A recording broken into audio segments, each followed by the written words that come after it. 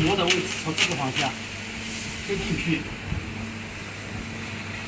拿个尺，我们这个设备的中心是240，去掉这个基板的厚，它是255，15，所以255，这个膜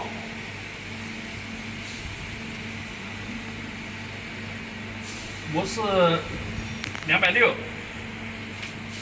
的重心是一半，那么255就加125，130加125就是255，所以这个里边号数是125。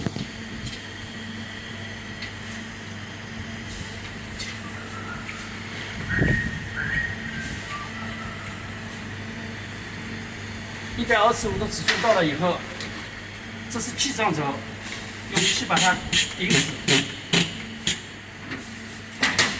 然后穿模。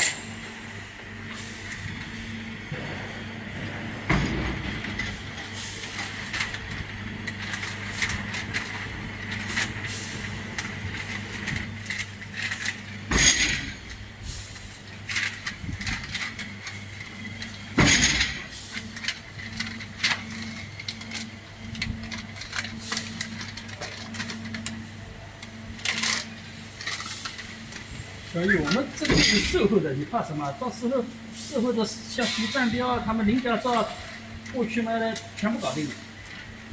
客户要求现在，哎呀，他们会现场指标，还有图。在拍视频吗？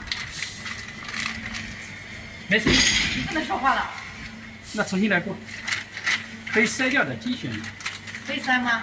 可以筛，可以的。客户让我们干啥就干啥。好，这个膜在这个里面穿进去啊。